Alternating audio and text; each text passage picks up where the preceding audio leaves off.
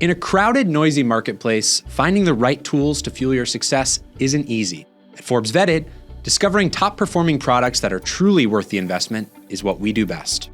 Through rigorous research, hands-on testing, and expert insight, we deliver the inside scoop on what today's leaders and tomorrow's visionaries use to elevate their game. Throughout the year, our editors test hundreds of products, interview entrepreneurs about the tools that help them thrive, and put standout items through real-world uses to see what actually continues to deliver value over time. To close out 2025, we've collected the top 7 most unforgettable highlights. First up, we talk shop with Paige DeSorbo, diving into her journey from reality TV success to founder of sleepwear brand Daphne. She opened up about her daily rituals, style rules, and the products she relies on most. How did you start Daphne? I know the inspiration, but tell our audience too what was behind it. When I was younger, I always saw myself at somewhere in the fashion space. I didn't know what it was going to be. And then once I was on reality TV and everyone's like, she's so lazy, she loves the bed, I was just like, okay, I'm going to lean into it. How do I lean into it? And to be honest, I think from my own insecurities of like, who's going to take me seriously if I pop out with like a ready-to-wear line, pajamas felt like in my soul what I was supposed to do. And I always tell this story that when I got my cat Daphne, I had this like moment with her where I felt like she told me her name, okay? And like I had a list of names ready to like name her, and I felt like we had this moment where she was like, my name is Daphne. And I was like, okay. And so when it came time to naming my brand, I actually didn't even come up with Daphne. I hate to say it, but it was a man on my team. And he said, a straight man, and he said, hey, I have an idea, and I know this isn't common, but what do you think about Daphne? And I was like, it's perfect. And so I feel like it was all like cosmic. It was all meant to be. So Daphne was not even on the original cat named list. No, not even on the list. Had never like really thought about it before, other than like Daphne Reynolds from What a Girl Wants. Like that is the only other Daphne I know, and like Bridgerton Daphne. But no, had never really heard it. That's so funny. Okay, so tell me more about the pajamas that are about to launch, like the winter ones. Give me all the deets. So we have fall coming out, which is pretty similar to our summer drop, but like fall colors. And then winter, I really wanted it to feel like, oh, I know I have to go to this holiday party that I really don't want to go to, so I'm just going to wear my pajamas so that when I come home, I can get right in the bed. That is the vibe for winter. So I'm very excited. We're trying out new fabrics for the winter, so I'm excited for that too. Creativity is a big part of your job, especially with Daphne. How do you get into that like creative mindset, and what does that look like? What inspires you? I think living in New York City in general is probably one of the biggest cheat codes. You can step out on the street and literally pass a 95-year-old woman and be like, that's the coolest outfit I've ever seen. And I really feel like New York City is probably the only place you can do that. So I think living in New York the past 10 years, social media obviously takes over. Again, I don't want to sound like a millennial, but I love Pinterest. I've loved Pinterest since I was in high school. But I would say my number one is New York City. Like, I can tell what are going to be trends that the girls are wearing in 6 months because the girls on the Lower East Side are already doing it. So stuff like that, just like walking around. I've gotten a lot of inspo for Daphne from girls on the street, and like one of my favorite colors to use for Daphne is light and like baby blue. It matches Daphne's eyes. I feel like it's very cloud. It just gives pajamas. And I saw a girl walking down the street and she was wearing this like baby blue silk. It looked like a nightgown, but she was out like on the street, and I was like, everything that my brand is that girl. So like, chic. Yeah, and I remember like taking a picture of her and like, yeah, and having it. So I would say New York City. Next, we spotlighted one of our best products of 2025, the CurrentBody Skin LED Light Therapy Mask. This notable device uses advanced LED technology to help treat skin and reduce visible signs of aging, and we broke down exactly why it earned our top pick.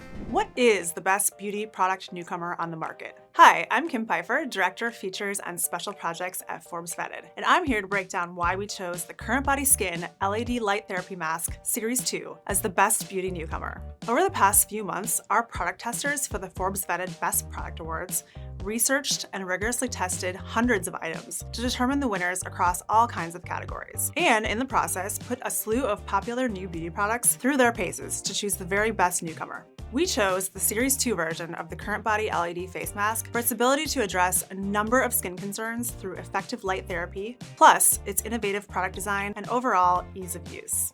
The first thing that stands out about this mask is that it can treat skin and reduce signs of aging, including minimizing the appearance of wrinkles, fine lines, and redness, as well as improving skin tone, texture, and firmness. It uses 236 LED bulbs that emit 3 different wavelengths, red, near-infrared, and deep near-infrared, to penetrate deeper into the skin and help boost collagen production. This is a notable upgrade from the Series 1 mask, which features 132 LED bulbs and only 2 wavelengths, red and near-infrared. After using it for a month, our testers said that their skin looked brighter and more even, and it felt rejuvenated overall. We also love this CurrentBody LED mask's revamped flexible silicone material, which has strategically placed holes and the addition of a chin strap, so the mask can wrap around the face closely and provide better coverage. And the ergonomic strap keeps it comfortably in place during use. Finally, we chose the CurrentBody Series 2 mask for its innovative, easy-to-use product design. The mask is wireless and setup is a breeze. The clip-on controller takes 2 hours to fully charge, and there's a single 10-minute treatment mode. To use, you put the mask on using the sturdy Velcro head strap. If you have long hair, I've found that wearing it in a ponytail can help the mask stay in place. It also comes with rubber eye inserts to help block out the bright LEDs, but we found during our testing that removing them can help you get a better fit. There's only one button and one mode needed to operate the mask, and it's secure enough that you can move around while you have it on. These are just a few of the reasons why we chose the CurrentBody Skin LED Light Therapy Mask Series 2 as the best beauty newcomer. Follow Forbes Vetted on Instagram and TikTok for more product reviews and recommendations. And be sure to check out the full list of 2025 Forbes Vetted Best Product Award winners at the link in the description. While many smart glasses have struggled to find their footing, the Ray-Ban Meta smart glasses changed the conversation this year. Here's our review and what sets them apart in an increasingly crowded wearable tech space. I've seen the future, and it looks a lot like the Ray-Ban Meta smart glasses. I'm Spencer Dukoff from Forbes Vetted. Well, I can remember the Google Glass Explorer Edition kicking off our modern smart glasses era in 2013. Almost all smart glasses have spectacularly flopped since then, failing to break through due to clunky aesthetics or underwhelming tech. But after getting to test the Ray-Ban Meta smart glasses for the past few months, I feel like we've finally reached a turning point in the category. And while there have been no shortage of innovative tech releases over the past year, our editors have selected these smart glasses as the best tech newcomer for the annual Forbes Vetted Best Product Awards.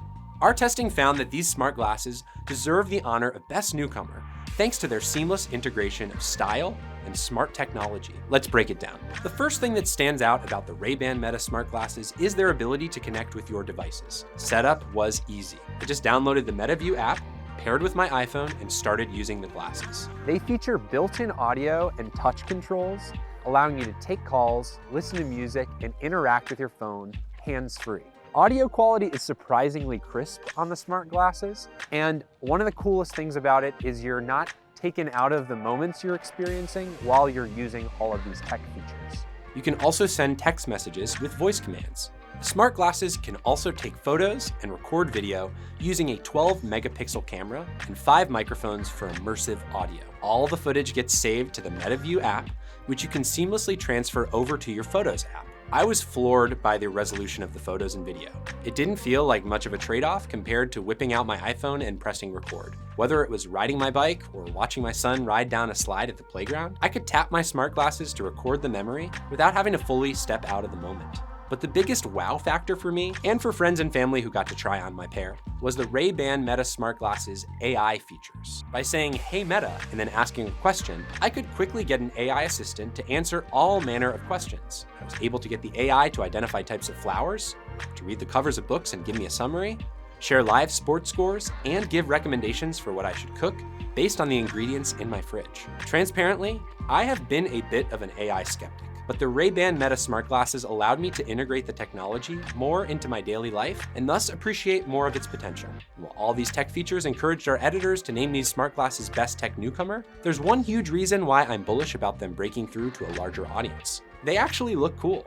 Let's face it, over the past 10 years, most smart glasses looked boring at best and humiliatingly conspicuous at worst. While you can thank Meta for a lot of the cool tech powering these glasses, Ray-Ban brings so much value to the partnership. As an iconic eyewear brand, the wearer is able to leverage the Wayfarer style to their advantage. Most people I showed these glasses to did not realize they were smart glasses at first, which is a huge success for the manufacturers. In addition to the Wayfarer, you can also purchase the Skylar or Headliner frames. There are over 150 color combinations for lenses and frames. These are just a few of the reasons we chose the Ray-Ban Meta smart glasses as the best tech newcomer. Follow Forbes Vetted for more product reviews and recommendations, and be sure to check out the full list of 2025 Forbes Vetted Best Product Award winners at the link in the description.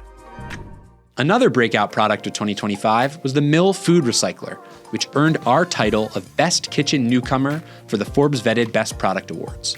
This sleek, odorless alternative to traditional composting offers a modern approach to food waste and generated major buzz for good reason. You may have seen the Mill Food Recycler making the rounds on social media lately, but is the eco-friendly device worth the hype and its $1,000 price tag? Hi, I'm Amanda Arnold, Senior Home and Kitchen Editor at Forbes Vetted. Over the past few months, our staff testers for the Forbes Vetted Best Product Awards researched and rigorously tested hundreds of items to determine the winners across all kinds of categories. Today, we're naming the Mill Food Recycler the Best Kitchen Newcomer for 2025. Our testing found that the Mill deserves special recognition thanks to its innovative design, user-friendly operation, and proven ability to reduce food waste. The first thing that stands out about the Mill is its efficiency. It transforms food scraps into nutrient-rich material. Now, the Mill isn't technically a composter since microbes aren't involved, but like a composter, it gives food scraps a second life. The machine uses advanced drying and grinding technology to transform everything from kale stems to eggshells into a dry material that's easy to handle. And unlike a composter, it doesn't stink. Every time I opened the lid to add in more scraps, I was genuinely shocked by how odorless the processed grounds were. All of our staff testers found the Mill a breeze to set up and even easier to use. When the large box arrived at my apartment, I won't lie, its size intimidated me. The machine also weighs around 70 pounds, so moving it from my doorstep to my kitchen required some effort, but the rest was easy. After unboxing it, all you have to do is plug it in, download the Mill's app, and select the time of day you want the Mill to process your scraps. I can't overstate the convenience of this machine. While testing it, every time I ended up with tough asparagus ends or tendons from raw chicken, I just throw them into the Mill like I would with a regular trash can. If I was ever unsure if something could go in the Mill, I just looked to the app, which has a searchable, exhaustive library of items you can and cannot put in it. Because I chose to have my machine run at 8 p.m., the cycle ran quietly overnight. Most days, the process took about 6 hours, though it can take longer if you add in a lot of scraps. Which brings us to our final reason for recommending the Mill. It comes through on its promise to reduce food waste. On the app, you can see just how much food waste you diverted from landfills, which I love checking every morning. Then, once it's time to empty the scraps, all you have to do is pull the inner bin out and dump its content into a plastic bag in a prepaid cardboard box, and then schedule a Mill pickup right from your doorstep. If you go that route, your grounds become food for chickens, or you can use the grounds to nourish your garden or lawn. Based on testing, the only big downside of the Mill is its high price. But if cost isn't a factor and sustainability is really important to you, the machine is well worth it. Follow Forbes Vetted for more product reviews and recommendations, and be sure to check out the full list of 2025 Forbes Vetted Best Product Award winners at the link in the description. We also caught up with hip-hop legend and entrepreneur Earl E40 Stevens at the Forbes BLK Summit in Atlanta. He shared how he built a food and beverage empire, as well as the products that helped power his hustle. I've always, felt I wear many hats. I knew I was gonna wear many hats. I just didn't know what I was gonna dip into. You know what I mean? Yeah. When it came to food, I had got a dose of power pressure cooker in 2014. Mm-hmm. My father-in-law bought it for me for Christmas, and I started making short ribs and oxtails, gumbo, lasagna, spaghetti. All that good stuff, right? Yeah. With that thing and it was a song, a couple songs that me and my cousin B Legit, one of the things cousin B Legit said was, I'm the goon with the spoon. You know what I mean? And so I was like, you know what? I'm gonna just start hashtagging goon with the spoon every time I cook. And then I kept doing that. Then I had one of my partners get one of his art guys to do packaging and all that stuff to draw me up a logo. So I paid him for that, and that's the goon with the spoon logo. So I use that as my vector every time I would post a, Instagram or Facebook or, anything like that. You know what I mean? And what I was doing was I was building up a subliminal image in people's head, kind of like how you see the McDonald's sign. Yeah. It's funny. And what made me really know this is that my little niece, she was 2 years old at this time, and she was in the car. Me and my mom was in the car, and I forgot where we was headed, but we was passing by McDonald's, but I didn't even pay attention to what she was saying. She was like, eat, eat, eat. And she kept pointing. I say, what's she saying, Moms? She said she want to eat. She see the McDonald's sign, so let me get her some French fries. So I just always knew subliminally, if you see certain things repeatedly, you're gonna, log into it. You see what I'm saying? So that's when I came with that. And then now, I'm a New York Times bestselling author. Yeah. Going with the Spoon. Snoop Dogg presents Going with the Spoon, a cookbook. So I don't know if you knew that. Yeah. And I got a co-pack, so I got products in Walmart and Safeway and so on and so forth. Yeah. Yeah. Well, it seems like you're adept at taking things that you love and have a passion for and finding a way to turn them into businesses. Absolutely. Yeah, that's the beauty of it, because you can make a few coins, doing something you love, you're doing good. You know what I mean? Yeah. And I truly believe, I truly have a passion for cooking and ideals. Like it's all like, to me, it's like the same hustle, different product. Yeah. Far as like me selling tapes out the trunk of the car in 1988 to, you know what I'm saying? Yeah. To being who I am now, a fixture in the rap game. You know what I'm saying? It's just same hustle, just different products. Yeah. Because you're coming with different, like back then we did a lot of compilations, stuff like that, with food and wine and spirits, you got different SKUs. Yeah. You know what I mean? Different flavors. You feel what I'm saying? Yeah. Different things you're doing with the food snacks. So, you got the beef and turkey jerkies. You got the red chilies and the green chilies, burritos, so different ice cream, flavors. Yeah. Stuff like that. Yeah. You know what I mean? Well, and I feel like there's a lot of musicians and entertainers who are putting their names on things, but I feel like you're investing yourself into those brands and products. Yeah, absolutely. Mine is totally different. I'm start to finish. It all starts from a light bulb. Yeah. That light bulb, that idea will come in my head, and I'm like, okay, bam. Just say, for instance, my bourbon. I got a bourbon called Kuiper Belt Bourbon. I'm like, you know what? I need to make something. I need a name of something that's, that'll get you floating like high. Mm-hmm. So, me, I went to, this before ChatGPT, I went to Google, you know what I mean? I was like, something high in the sky, and it came with the Kuiper Belt. Yeah. And it's like surrounded by dwarf planets. Mm-hmm. You feel me? Kuiper Belt. Right? It's really a word. It just sounds dope as hell, like Kuiper Belt. Yeah, man, know. Kuiper Belt gin, Kuiper Belt bourbon, you feel me? Yeah. That sort of thing. Yeah. But yeah, so I'm start to finish with all my products. I'm highly involved. There's no, I have no, it's nothing wrong with it, but I have no investors. It's just me. Yeah. I'm 100% Black-owned business. You know what I mean? We also pitted 3 of the most popular water bottle brands, Stanley, Owala, and Yeti, head-to-head to see which tumbler truly came out on top. Welcome to Forbes Vetted Versus, where we pit the best products head-to-head to determine which one truly stands out. I'm Kim Pfeiffer, and today we're at the Forbes office comparing 3 popular water bottle brands: the Stanley Adventure Quencher Travel Tumbler, the Owala Triple Layer Travel Tumbler, and the Yeti Rambler. We'll be judging them across 5 key categories to crown an overall winner, so let's dive in. First up, let's talk about insulation. How long can these 3 tumblers keep a beverage at the desired temperature? To do this, we're gonna fill the 3 tumblers with plenty of ice and cold water and leave them on a countertop for 24 hours, checking in on them every couple of hours to see how they're doing. Then we're gonna evaluate how much ice remained after a full day time frame. It is 2 p.m. on Monday. I'm gonna go ahead and get started.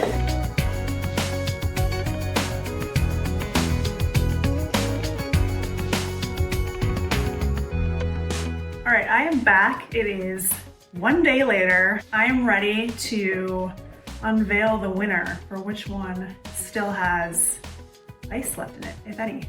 The Stanley does actually still have ice left. It's not full of ice. There's about a third of the ice left, which after 24 hours seems pretty impressive. Next, I'll do the Yeti. I can see already from peeking in the top that there was a ton of ice left in here. So that is super impressive. And then finally the Owala. Well, not good for the Owala for this one. There's no ice left. Not a cube, but let me just... All right, it's still decently cold. It's not ice cold, but it's better than room temperature. So there's that. Definitely the Yeti.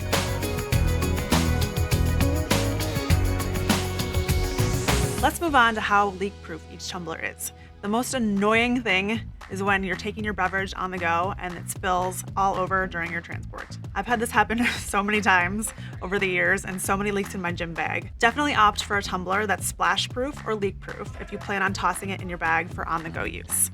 To make sure this is accurate, I'm going to first start by making sure each lid on each bottle is fully secure. I'll start with the Yeti. Again, these are all still full of basic water. And here we go. Wish me luck. We're gonna start with a little side test. See how it goes. All right, we've got a few drips, nothing too catastrophic. Not bad, not bad. And now, I'm gonna go all the way. Here we go. Yeah, not great. Not great at all. Not leak-proof. But I think for just a side spill in a car or in a bag, you have a chance. Next up is Stanley. Okay, it's coming out of the straw, which is not awesome. And side down here, interesting. Okay, leaks on the side, confirmed. And I'm gonna tip it upside down, and I don't think this is gonna go well. This is just my guess, but here we go. Yeah, not good. Not good at all. Even less leak-proof is the Stanley. Sorry, Stanley. Last but certainly not least, the Owala. Here we go. Lid on tight. Side test. Okay, we've got some leakage. Yep, on the side. Okay, here we go. Upside down all the way. Oh, actually, upside down is better than the side, which I was not expecting. But great. Next, let's consider how easy each one is to clean. Tumblers have become a haven for mold if not cleaned regularly. And who wants to hand wash your tumbler every day? We're gonna toss all of these in the dishwasher to see how they hold up during a normal wash cycle. The Yeti actually is the only one that claims per their website that you could throw the entire thing in the dishwasher, no hand washing needed. So that includes the actual tumbler, the lid, and the straw. Toss it all in and let it do its thing. Both Owala and Stanley say the lids and tumblers are dishwasher safe, while they both recommend the straws be hand washed. Yeti says that all of the pieces of its tumbler are dishwasher safe. So the point here goes to Yeti for being the easiest of all three to clean. Now we'll take a closer look at capacity. Many people prefer a sizable tumbler that holds a large amount of liquid. The Stanley tumbler holds 40 ounces, the Owala also holds 40 ounces, and the Yeti is 42 ounces. So the Yeti wins a point for the largest capacity of all of these three tumblers, which is interesting because it's actually the smallest size compared to all three. Finally, let's evaluate weight. Let's be honest, carrying around a 40-ounce steel cup all day can weigh you down, especially when it's filled to the brim with liquid and ice. To test this, We're going to fill each of these with the exact same amount of liquid and set these each on a scale to determine which one is the heaviest. Okay, the Yeti is clocking in at 4 pounds, 3.2 fluid ounces. Stanley is 3 pounds and 14.9 ounces. All right, interesting. The Owala is 3 pounds and 12 ounces. So this guy wins as the lightest of the three. And there you have it. The Yeti is our overall winner.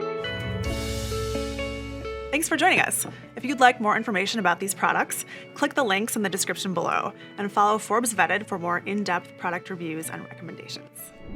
And one final highlight before we wrap. With the smartwatch market more crowded than ever, we cut through the noise to deliver our definitive pick. Our winner might surprise you. Welcome to Forbes Vetted Versus, where we pit the best product against each other to determine which one wins out. I'm Brenda Iyer, editorial director at Forbes Vetted and a frequent runner. Today, we're in the Forbes offices to look at 3 fitness trackers: the Apple Watch Series 9, the Garmin Venu 3, and the Coros Pace 3. We'll be comparing these picks across a number of key categories, and we'll be selecting a winner.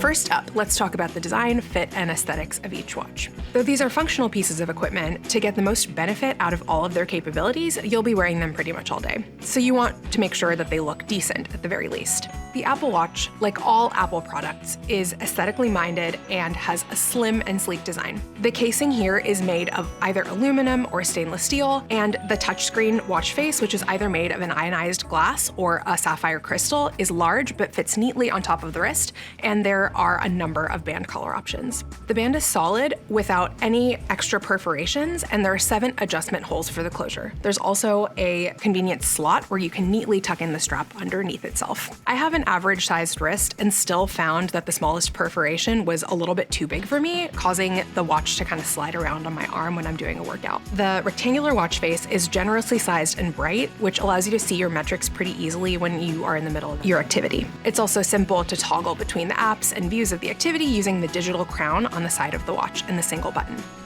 The Garmin Venu 3 looks more like a traditional GPS fitness watch. It's got a slim but circular watch face with a stainless steel bezel. Like the Apple Watch, the watch face is bright and features a touchscreen. There are 3 buttons on the side to allow you to navigate between apps. The silicone strap on the Venu is certainly more adjustable than the Apple Watch, with more perforations to make adjustments, and there's a strap loop to keep the end secure. The Venu fit me much better and lay flatter on my wrist than the Apple Watch did, and it had a lighter weight than the Apple Watch, making it feel a little bit less cumbersome during activities. The Garmin offers 2 case sizes and 7 color variations on the Venu 3, though I've got this in black style here, which I like best.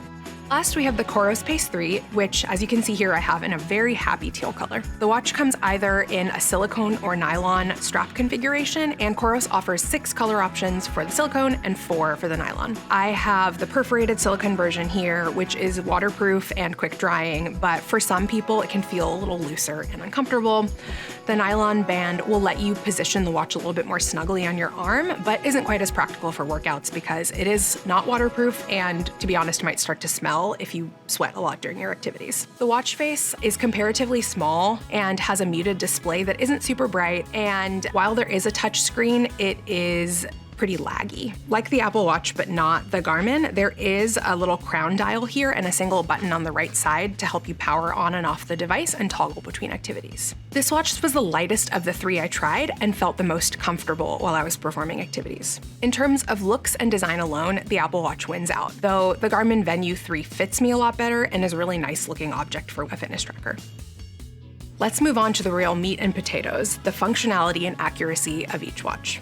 It's important to note that the Apple Watch wasn't expressly designed to be a fitness tracker, but it just so happens that one of the major changes between the previous versions and the Series 9 was to significantly improve its health and wellness features, including its activity tracking. This includes more accurate readings of heart rate zones and variability, as well as call-outs when the watch senses an irregular heartbeat pattern. I found that it did accurately track these metrics when compared to an independent chest heart rate strap, including how long I spent in certain pace zones and heart rate zones, as well as my walking heart rate and how long it took my body to return to normal post-exercise. The Apple Watch 9 has 20 different fitness activity options to choose from in its library that can be both indoors and outdoors, and it can even auto-detect what kind of activity you're doing once you get going. When I started running, hiking, and lifting weights, it only took a few beats for the watch to start tracking my activity type with accuracy. The watch is fully water resistant up to 50 meters underwater and can even detect what swimming stroke you're doing when you're in the pool. Beyond exercise itself, the Apple Watch tracks your sleep duration and quality, though honestly I find the device a bit too bulky to wear comfortably in bed. Other downsides for functionality include its very, very short battery life. You really do have to charge this every day, and its noticeable lack of GPS accuracy. Every run I have done with an Apple Watch has registered the wrong distance, usually overestimating the amount. Apple claims also that this watch's face, either made from sapphire crystal or ionized glass, depending on which model you purchase, is less prone to scratching and cracking. I put this to the test by repeatedly grazing against a brick wall and some bushes during my testing and really didn't see any blemishes, but I also haven't had any big collisions or falls yet. Speaking of the crystal screen, the Apple Watch's touch sensors are pretty sensitive, and sometimes the screen was inoperable when the watch got sweaty or covered in water from the pool. The Venue 3, by contrast, comes from one of the most trusted GPS brands out there. Garmin makes navigation devices for cars, planes, and ships, so their technology on that front is pretty sophisticated. I found that during my testing runs, the Venue 3 was only a little less accurate than the Coros Pace 3, spoiler alert, in terms of GPS accuracy, which is to say it was pretty accurate. Similarly to the Apple Watch, the Venue comes preloaded with tracking abilities for a bunch of different sports, more than 30 in this case, both indoor and outdoor, but it does not automatically detect what kind of exercise you're doing. It also supports activities for wheelchair users, including hand cycling, which I thought was a very nice touch. Where the Venue really shines, though, is its holistic look that it takes towards movement and health. The watch uploads activities to the Garmin Connect app, a dedicated app, which can accurately detect the intensity level of your exercise and what muscle groups you've targeted, as well as recommending specific recovery advice based on your current levels of fitness. You can program workouts of all types into the Venue, which I frequently do with running intervals and weight sets, and the watch does the rest of the thinking for you. You can technically do this on the Apple Watch too, but it's rather cumbersome to do it on the tiny watch face instead of programming it into an app, like with the Garmin. In terms of heart rate monitoring, when compared with a chest strap, I found this wrist heart rate monitor to be pretty accurate on the Venue 3, which is a good thing because it uses this heart rate data primarily to offer the recovery and intensity advice I mentioned above. Like the Apple Watch, the Venue 3 has sleep tracking, but it ups the ante by offering specific insights into how much shut-eye you should get based on the activities that you've done for the day. However, like the Apple Watch, I haven't really availed of this tracking functionality because I just can't comfortably wear this watch to bed. The battery life on the watch is excellent, lasting up to 14 days in smartwatch mode, aka not turning on the GPS for the full duration, on one charge, even with its bright color screen and its ability to display calls and text messages from your phone. The Coros Pace 3 is the lowest tech of the three watches we're talking about today, but what it does really, really well and with great accuracy. The GPS measurements are the best of all the fitness trackers that we've been talking about, and the watch is in fact equipped with dual frequency GPS capabilities, the only one of the three models we're talking about today. That basically means that the watch combines two satellite bands to gather positioning information, making it just much more precise. In terms of heart rate monitoring, I found that the measurements with the Coros were just within a couple beats per measure of my chest strap, which is pretty impressive and really accurate. There are definitely fewer activities supported on the Coros Pace than the Venue 3, just 24, including outdoor and indoor and water activities. Like the Venue 3 and the Apple Watch, you can preload specific workout sets and intervals into the Coros, and the watch does all the rest of the work for you. I regularly use this feature, and it's very convenient. It will just beep 5 seconds before your next set is about to begin so that you know when it's coming up. The watch is fully waterproof and can withstand depths of up to 50 meters underwater, making it pretty on par. Also, similarly to the Venue 3, but honestly with even better finesse, the Coros gives precise training and recovery insights for running specifically.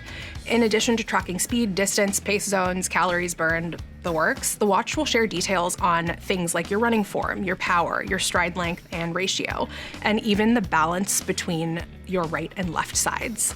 It's an immensely helpful watch for running specific metrics and has made me a better athlete as a result. Other pluses of this watch include the ability to store music on the device and pair it independently with your Bluetooth headphones. You can technically also do that on the other two devices that we're talking about, but for such a comparatively basic watch, it's pretty cool that it has this feature. The battery life is also a whopping 17 days on one charge, and if you have it exclusively in GPS mode, you can wear it for up to 38 hours without the battery dying. That means that you can run an ultra marathon and your watch still won't die. In terms of functionality, the Venue 3 is absolutely the winner, though the Apple Watch certainly holds its own in terms of sophistication, and the Coros wins the day on battery life. Finally, let's evaluate user-friendliness and price. If you are an Apple user, you will feel very at home with this watch. There are so many smartphone and activity-related functions on this watch, but it is very intuitive to use and connects with all the rest of your tech. However, this Series 9, it's the middle-of-the-road watch in Apple's suite of watch products, and it's still a whopping $699 and up for the version with the stainless steel case and crystal front. The watch, of course, only pairs with an iPhone, so Android users are, of course, out of luck. The Garmin Venue 3 comes in at $449.99, which is a little bit more expensive than the entry-level Apple Watch configurations, but is also considerably more powerful in its fitness-specific capabilities. While the watch face and the Garmin Connect app can be both a little clunky to navigate, the learning curve isn't too steep. Its relative lack of functions compared with the Apple Watch also makes it pretty easy to figure out after some self-exploration and trial and error. The Garmin Venue 3 pairs with both Apple and Android devices, making it more versatile for users in general. Last, the Coros Pace 3 is by far the most affordable fitness tracker we are discussing today. It's $229 even, making it about $200 cheaper than the Apple Watch Series 9 and Garmin Venue 3. The watch interface and its associated app are really bare bones, meaning that they're both dead simple to figure out. You can pair this watch with both Android and Apple products alike. To recap, here is where we stand with each fitness tracker in our lineup. In terms of looks, our Apple Watch Series 9 got a point. Functionality went to the Garmin Venue 3. Last, in terms of the delicate balance between user benefit and price, the Venue 3 wins out. That means that our Venue 3 is our overall winner. Though, if running is your primary sport, the Coros Pace 3 is a really stellar option. And if you want more general smartphone capabilities, then the Apple Watch is your best bet. Thank you so much for tuning in to Forbes Vetted Versus. If you want to learn more about all of these products we talked about today, please check out the links in the description. For even more product reviews on fitness and gear and beyond, be sure to follow Forbes Vetted. From real-world testing to candid conversations with founders, entrepreneurs, and creators, these stories define 2025 and reveal which products are truly worth your attention and money.